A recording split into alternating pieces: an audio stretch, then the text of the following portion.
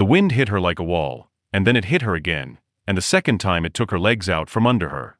She went down into snow that wasn't soft, snow that had been packed and refrozen and packed again until it was closer to stone than to anything that falls from a sky, and the cold came up through her gloves and into her wrists, and she lay there for half a second with her face in it and thought, very calmly, the way you think things when the rest of you has stopped being able to feel. Get up, or this is where it ends. She got up. Not all the way. To her knees. The whiteout had swallowed the world. There was no up, no down, no ridgeline, no sky, just a screaming gray-white nothing that drove sideways across the mountain at 50 miles an hour and stripped the heat out of a body faster than a body could make it. 11,000 feet. She couldn't see her own hand at the end of her own arm. But she could see the light. In her bare right hand, she'd torn the glove off, she'd had to. You can't work the fine parts of a thing with a glove on, and you can't feel a wire through wool. In her bare right hand was a radio. A battered field set, scarred, half its housing cracked, the kind of equipment that gets called obsolete in a brief and dead weight on a mountain. And on its face, against all of it, against the cold and the crack and the man who'd said it would never work up here, a single small light was glowing. Amber. Steady. The only warm thing in 100 miles. It shouldn't have been on. That was the whole point. That was the thing nobody knew yet, the thing that was about to matter more than anything else on that mountain. The radio they'd called dead still had a pulse. On one band, and the woman freezing to death on her knees in the storm was the only living soul who knew it. And then the weight came down on her from the side, big, warm, solid, and she didn't startle because she knew it before it touched her. 80 pounds of German Shepherd put himself between her and the wind and leaned, hard, the way he'd been leaning into her for 4 years, and she felt his heart going against her ribs, fast and steady, and she got one arm around him and pressed her bare hand and the glowing radio against his chest to keep them both alive. Okay, she said into his fur. The wind tore the word away. Okay. We're okay.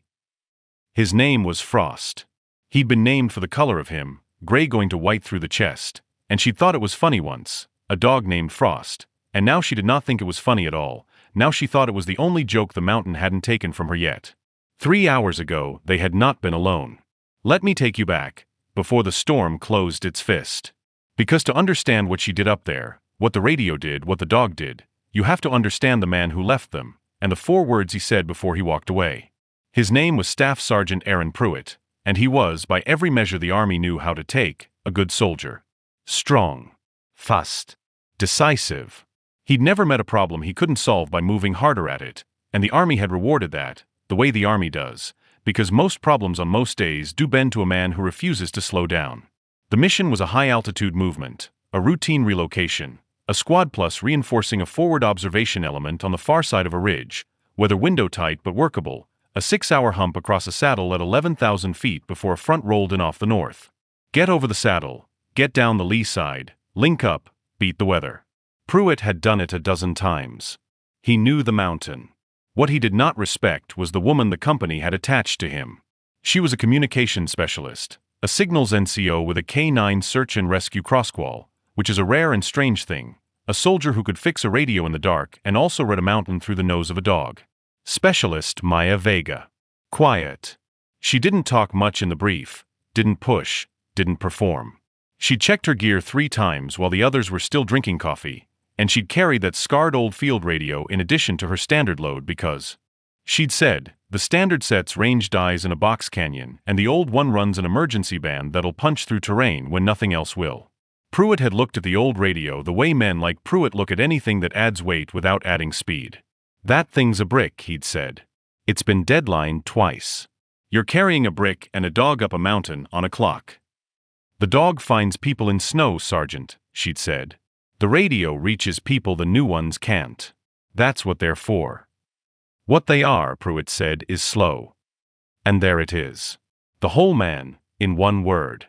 Slow. To Pruitt, a thing that slowed you down was a thing that could kill you, and he wasn't wrong about that, not exactly, that's what made him dangerous. He'd done the math the way men like him always do the math. Speed equals safety. Weight equals risk. A her struggling at the lip of the descent with the dog, and over the noise he yelled the 4 words. Leave the Techie and the Mutt. The men nearest him hesitated. One of them, a young corporal named Diaz, actually started back up toward her. Pruitt grabbed his arm. We move faster without dead radios and dead dogs, he said. She's got cold weather gear and a working compass. She follows our track down or she holds, and we send the OP back for her once we're under cover. We do not all die on this saddle waiting on a brick and a dog. Move. And he moved. And they moved with him, because he was the sergeant and the wall was coming, and fear makes a crowd follow the loudest certain voice in the storm. That's not cowardice exactly. That's just what people do when they're scared and someone sounds sure. They went down the lee side into the white, and they left her at the top. Now, I want to be fair to him. I've spent a long time around men who make calls like that, and I'll tell you the truth. In that moment, Pruitt believed he was saving lives. He believed the slow ones were a risk to the whole, and the whole came first, and she had gear and a compass and a chance. He told himself a story where leaving her was the hard, correct thing a leader does. The trouble with that story is the part Pruitt couldn't see. He couldn't see that the wall of white he was leading his men down into wasn't just weather. He couldn't see what was loading up on the slope above the lee side, the wind-packed snow, the slab building layer on a buried weak crust, the whole north face quietly turning into something that was waiting for one more push to come down. He couldn't see that he was leading 9 men into the path of an avalanche. And he couldn't see the one thing that would, in a few hours, be the only reason any of them came home, that the woman he just called deadweight was the only person on that mountain still holding a radio that could reach the outside world, and the only one in a position to watch the whole north face from above. He thought he'd left a liability behind him on the saddle. He'd left the lifeline. Vega watched them go. She didn't waste breath calling after them. She'd heard the 4 words. The wind carried them up to her, clear the way the cruelest things always seem to carry, and she filed them away in the cold flat place where a soldier puts things she'll deal with later, if there is a later, and she turned to the problem in front of her. The problem was simple. She and Frost could not descend the lee side fast enough to catch the squad, and going down into the white alone, off their track, with the wind erasing footprints as fast as they were made, was a good way to walk off a cornice. The saddle had one thing the descent didn't: a spine of exposed rock, a windbreak, a place to get out of the worst of it and hold. So she made her own call. Hold. Shelter. Wait for the front's first fury to pass, then descend on a known bearing, or wait for the OP to come back up the track for her once Pruitt reached them. She got herself and the dog into the lee of the rock spine. She got her back to the stone. She pulled Frost in against her and they shared heat, and she pulled the old radio out to do the thing she'd been trained to do above all others. Establish comms. The standard set was useless. She knew it would be, down here in the terrain shadow with the storm ionizing everything. Static. A wall of it. But the old brick, the deadlined relic, the thing Pruitt called a slow heavy joke, the old brick ran the emergency band, the low frequency that crawls along the ground and slides around mountains instead of trying to punch through them. She powered it up. And the single amber light came on. Steady. Alive. It wasn't reaching anyone yet. The antenna had taken a knock on the descent. The connection was bad. She could hear it in the dead quality of the static, the flat nothing where there should have been the live hiss of an open channel. The radio was breathing, but it wasn't speaking. She'd have to fix the antenna to make it speak, and fixing the antenna meant fine work barehanded, in a wind that froze skin in minutes. She looked at the light. She looked at the dog. She made the decision the way she made all her decisions, quietly, completely, and without telling anyone. She started to take off her glove. And that was the moment, bare hand coming out into the killing air, the amber light steady against the white, the dog pressed warm against her side. That was the moment the radio breathed in. Because as she leaned close to work, a sound came out of the dead static. Faint. Buried. Almost nothing. A voice. On the emergency band. Below her. From the lee side, from the white, from the direction the squad had gone. She froze with the glove half off and put the speaker to her ear. And what she heard down there in the storm changed everything she thought this night was going to be. The voice came again, and this time she caught a word. Buried. Say again, partial burial, we have men under. Then static. Then nothing. Then a fragment of another voice higher, ragged at the edges the way a voice gets when the body it belongs to is running out of warm. Pruitt's down, the slope let go we got, and gone again, swallowed by the wall of white noise that was the storm chewing on the signal. Vega sat very still against the rock with a speaker pressed to her ear and her bare hand going white in the wind, and she put the pieces together the way she'd been trained to, fast and cold and without flinching. The slope had let go. The lee side, the fast way down, the smart way down, the way Pruitt had taken his men to get under cover and beat the weather, the lee side had avalanched. The wind-loaded slab she couldn't have seen and he wouldn't have looked for had come down on top of the squad somewhere below her in the white. And now there were men under the snow, and a voice on an emergency band. She was only hearing it all because she'd hauled a brick up a mountain that everyone told her to leave behind. Here is the thing I want you to sit with for a second. She had every reason on earth in that moment to feel something other than what she felt. 3 hours ago that man had called her dead weight in front of the whole squad. He'd called her dog a mutt. He'd turned his back and walked away and left her on a saddle to freeze or fend for herself. And now the mountain had done to him exactly what he'd been so sure it would do to her, and she was the only one who could hear it happening. A smaller person would have let that sit. Just for a breath. Just long enough to feel it. Vega didn't have a breath to spare and wouldn't have spent it that way if she had.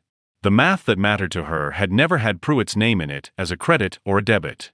It had men under snow, and a radio that could reach the world, and a window measured in minutes before cold and burial closed it for good. That was the whole equation. The rest was noise. She keyed the mic. Any station, this is Lifeline, broken transmission, I have you partial. Say your situation, over. Static. The signal was there, she could hear the live edge of it now, the channel was open, somebody was transmitting, but the antenna was bad and she was catching 1 word in 10, and 1 word in 10 doesn't save anyone. She needed the antenna whole. She needed the connection clean. She needed to do fine wire work with bare fingers in a 50-mile-an-hour wind at 11,000 feet. And she needed to do it now, and she needed to not lose the fingers while she did it, because a soldier with frozen hands is a soldier who can't key a mic, and a radio nobody can key is just a brick with a light on it. She looked at Frost. The dog was watching her with those amber eyes, the ones that had seen more winters and more bad nights than most people she'd ever known, and she did the thing she always did before the hard part. She told him the plan. Not because he understood the words. Because saying it out loud to the one creature on the mountain who hadn't left made it real, made it a thing she was going to do instead of a thing she was afraid of. I gotta open her up, she said. Antenna leads cracked. I can't do it with the glove. So you keep me warm and you keep me awake, you hear me? You don't let me stop. That's your job now. That's the whole job. Frost leaned into her, pressed his bulk along her left side, all 80 pounds of furnace, and put his chin over her thigh, and watched. And Maya Vega took off her glove and went to work. I want to tell you what that work was, because it matters, because it's the kind of thing that never makes it into the citation and never makes it into the story the loud men tell afterward, and it's the truest thing that happened on that mountain. It was small. That's the part. It wasn't heroic looking. It was a woman bent over a cracked radio housing in a blizzard, holding a hair-thin antenna lead between 2 fingers that had already stopped feeling like fingers, trying to seed a connection by feel because she couldn't see it through the blowing snow, working in 10-second bursts because that was how long she could expose the skin before the cold started taking it for good. 10 seconds of work, glove back on, jam the hand against the dog. Count to 30, glove off, 10 more seconds. The wind tried to take the parts out of her hand. Twice she nearly lost the lead, and twice Frost's body was the only thing between her and the open mountain, the only windbreak, the only warm. She talked to him the whole time, low, steady, half to him and half to herself. Stay with me. Almost. Almost. One more. Don't quit on me, I'm not quitting on you. And somewhere in there, she'd lose track later of exactly when, the cold started doing the thing cold does, the dangerous thing, the kindness that kills. It started feeling okay. It started feeling like maybe she could just rest her eyes for a second, just put her head down against the warm gray fur for a second, just stop for 1 second. Frost barked. Sharp. Right against her ear. And when she didn't move fast enough, he did it again and shoved his whole head under her chin and pushed her upright off the rock, and the amber eyes were inches from hers, and they were saying the thing he'd been saying for 4 years in every way a dog can say it. Not yet. Not here. Stay. She came back. She got her hand moving. And the connection seated. She felt it more than heard it, the small click of a thing going home, and she got the glove on and got the speaker up and keyed the mic with a hand she could barely close, and this time when she said it, it went out clean and strong on a low frequency that slid down the mountain and around the rock and into the white where the men were dying. Any station, this is Lifeline, signal restored. I have you 5 by 5 now. Say your situation, over. A pause. A long one. And then a voice, younger, steadier than the last one, a man grabbing a lifeline with both hands. Lifeline, lifeline, this is Diaz, 2nd Squad. We got hit by a slide on the lee descent, partial burial, 3 men under, we got him located but we can't dig fast enough and we got 2 more hurt bad. Sergeant Pruitt's one of them, he's, lifeline, we got no comms with anybody. Our sets are dead down here, you're the only thing we can raise. Can you reach higher? Can you get us a bird? Diaz. The corporal who'd started back up the slope for her, before Pruitt grabbed his arm. And Vega, bent over a brick of a radio that the army had deadlined twice, on a saddle she'd been left to die on, with a dog's chin on her knee, Vega keyed the mic and said the 4 words that turned the whole night around. Diaz. I've got you. Here's what the brick could do that the new sets couldn't. The emergency band crawled. It went low and slow along the ground and around the terrain, and it reached up and over the saddle. It reached the relay the company had stood up in the valley for exactly this kind of weather, the relay that the standard sets couldn't touch from down in the avalanche shadow. Vega couldn't talk to a rescue bird directly, but she could talk to the valley. And the valley could talk to the bird. She became the bridge. For the next 40 minutes, and I want you to imagine 40 minutes, freezing in that wind, Maya Vega ran the whole rescue off her knees in the snow. She relayed Diaz's grid and casualty count down to the valley. She relayed the valley's questions back up to Diaz. When the rescue helicopter launched into the teeth of the weather and the crew said they couldn't find the slide in the whiteout, couldn't see the slope, couldn't put down without a reference, Vega solved it the way she solved everything, quietly and completely. She was above the lee side. She was the one human being on that mountain who could see down onto the avalanche path in the breaks between the worst of the gusts. So she built them a picture. She read the grid off her own map and her own position, and she talked the bird onto the slope coordinate by coordinate, a human navigation beacon in the storm, her voice flat and calm and exact while the cold tried to slur it. Rescue, your slide path is 200 meters downslope of my position on bearing 160. You'll have a rock spine on your left as you come up the lee. Burial site is at the base of the slab. Diaz has thrown a strobe. And then the wind closed in again total, and even she couldn't see, and the bird radioed that they'd lost the strobe in the white and were about to wave off because they could not find the men. That was the moment it could have all been for nothing. That was the moment Frost stood up. He'd been pressed against her the whole time, her furnace, her windbreak, her alarm clock against the killing sleep. And now he came up off the snow with his ears forward and his whole body gone still and pointed, the way a working dog goes still when every other sense in the world narrows down to one. And he turned his head into the wind, down the lee side, toward the buried men and the lost bird, and he heard something neither Vega nor the helicopter crew could hear over the storm. Rotors. He heard the bird before any human on the mountain knew where it was. And Frost, gray going to white, named for the cold, a mutt to a man who'd left him to die, Frost lifted his head into the screaming dark and he barked. Deep. Rhythmic.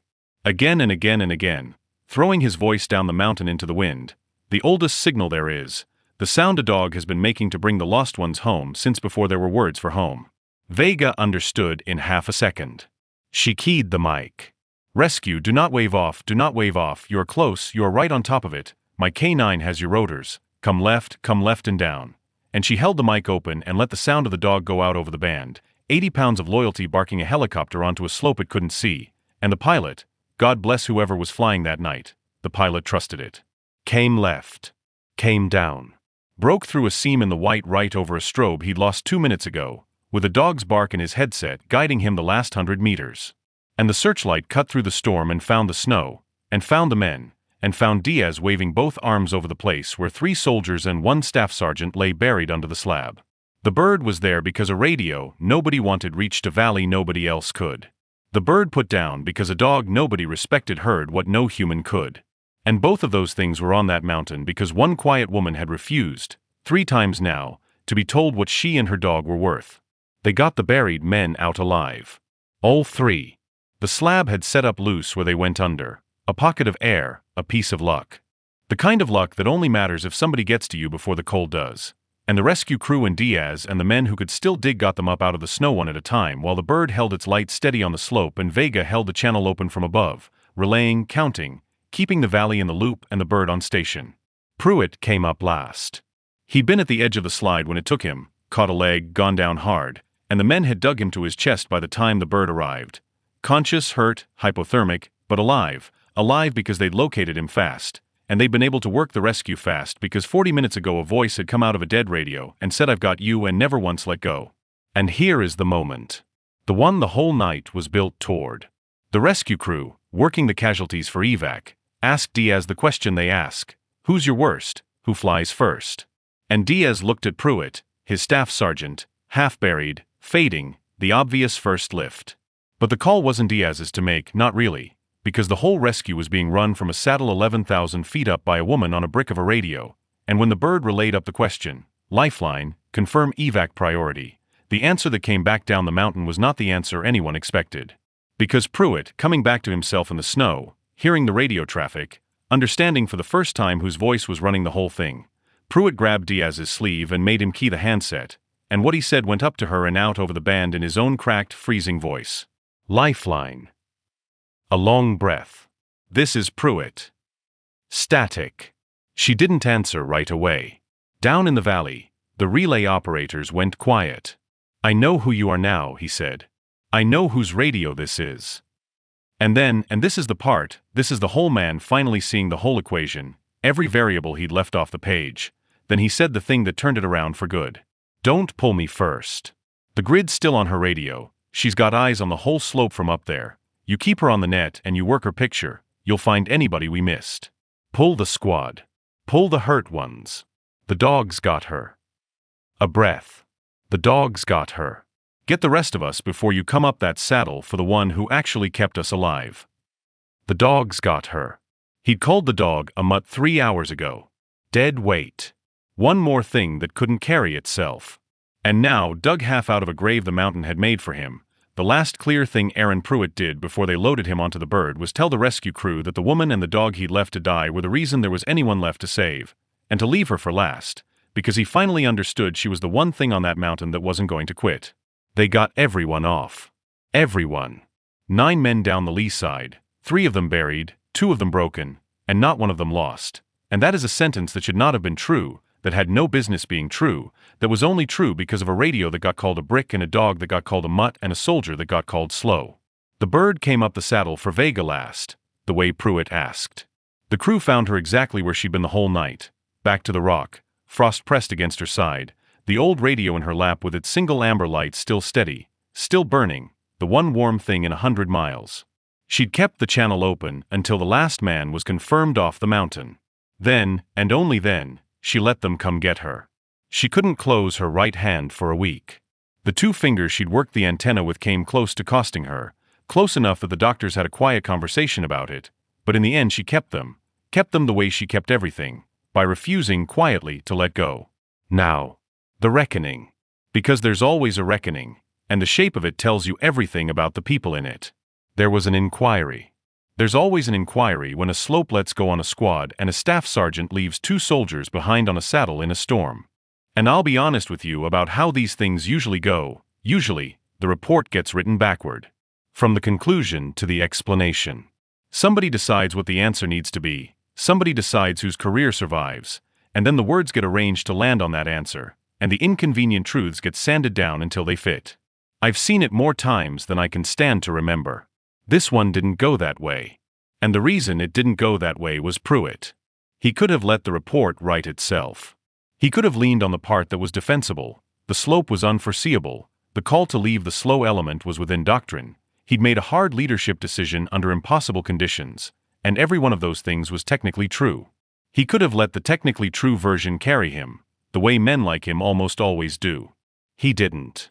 He stood up in that inquiry with his legs still in a brace, and he looked at the panel, and then he looked at the floor, and a man like Pruitt does not look at the floor, that's not a posture he owns, and he said it plain. I called her dead weight. I said it in front of the squad. I called her radio a brick that had been deadlined twice, and I called her dog a mutt, and I left both of them on the saddle because I decided they were slowing us down and slow was the only kind of dangerous I knew how to see. He stopped. I led 9 men down a slope I should have read better, and the slope let go, and the only reason I'm standing here, the only reason any of us are, is the brick and the dog I left behind. The radio I called dead called the bird that saved us. The dog I called a mutt put that bird on the slope when the crew was about to wave off. So did the woman. Every part of what I threw away is the reason we lived. He looked up. I'd leave neither again. Not the radio. Not the dog. Not the soldier. Put that in the report. Write that part forward. So they did. Vega got the recommendation, the medal, the thing the army does when it finally sees what was in front of it the whole time. There was going to be a ceremony. A formation. A citation read out loud, her name in the cold dry language of the official record. The slow one and the mutt and the brick all turned at last into honors. She wasn't there for it. By the time the paperwork cleared, Maya Vega had put in for separation. Quietly, the way she did everything. No statement, no bitterness, nothing for anyone to point at. Her time was up and she chose not to re-up, and that was all she'd ever say about it. She left the medal to be mailed. She didn't want the formation. She'd never once in her life done the thing for the part where they read your name out loud. She took exactly one thing off that post that mattered to her. She took Frost. The dog was due to rotate out of the program, old for the work, for hard winters on him, and the paperwork to adopt a retiring canine can take months and fight you the whole way, but somehow it didn't fight her, somehow it moved fast and clean, and I have always suspected, though I can't prove it, that a staff sergeant with a leg brace and a thing he needed to set right made a few quiet phone calls he never told anybody about. She and Frost went to the mountains. Of course they did. Where else would they go? She works mountain search and rescue now, the civilian side, the side where the only question anybody asks about a dog in a radio is, can it find the lost ones and can it reach the world? And the answer with her is always yes. And she still carries the old radio. Repaired now, but the same one, the same scarred brick, the army deadline twice. She keeps it on the emergency band. And she never turns the light off. Somebody asked her about that once, a young volunteer, new to the team, watching her check the set before a call-out. Why keep the band live all the time? Why burn the battery? Why leave the light on when there's no call? And Maya Vega looked at the steady amber glow, and then she looked at the gray dog asleep at her feet with the white coming through his chest, and she said the only thing she ever said about any of it. Because somewhere out there, somebody's going to need the one channel everybody else gave up on. She closed the housing. I'm not going to be the one who turned it off. One last thing, before you go. I've spent a long time around stories like this one. Long enough to know how the mountain decides who lives, and it's almost never the loudest, fastest, surest man on the slope. It's the quiet one in the back, the one carrying the heavy thing everybody told her to drop, the one who already knew that the most dangerous word a leader can fall in love with is the word faster. Pruitt wasn't a villain. That's the part one want to leave you with. He was something more common and more useful to understand than a villain. He was a good, strong, certain man who could only see one kind of danger, and so he threw away the only thing that could save him, because it didn't look like strength. It looked slow. It looked like weight. It looked like a brick and a mutt and a woman who wouldn't perform. And it turned out to be the lifeline. Maya Vega never got read out at that formation, and I don't think she's lost a minute of sleep over it. But somewhere up in the high country tonight there's a scarred old radio sitting on a shelf with a single amber light burning on a band the rest of the world wrote off, kept alive on purpose by the one person who'd already learned what it costs to leave the quiet things behind. And there's a gray dog asleep beside it who heard a helicopter through a blizzard when no human on that mountain could. That light's still on. She made sure of it. And that's the only kind of justice that ever really mattered. I'll see you in the next one.